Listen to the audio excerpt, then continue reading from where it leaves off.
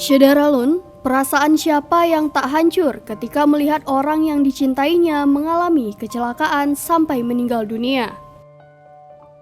Seperti sebuah kecelakaan yang terjadi di Pasir Mas, Kelantan, Malaysia pada Jumat 18 Februari 2022 lalu. Korban kecelakaan ini bernama Nur Hasliza, 25 tahun.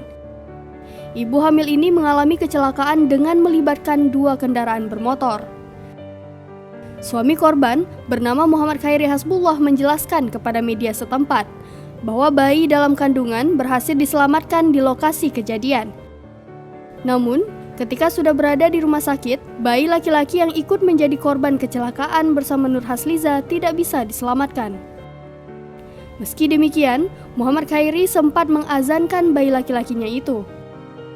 Kakak dari Muhammad Khairi bernama Masturah Mahadi juga turut membagikan kesedihannya atas kepergian adik ipar atau istri dari adiknya. Menurutnya, kepergian adik ipar sangat tidak terduga, apalagi sedang mengandung bayi 9 bulan. Sebelumnya, Khairi sudah melarang istrinya agar tidak membawa motor sendirian.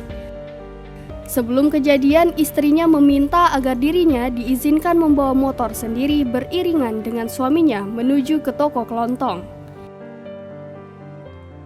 Kecelakaan ini disebabkan oleh remaja ugal-ugalan yang masuk ke jalur suami istri ini.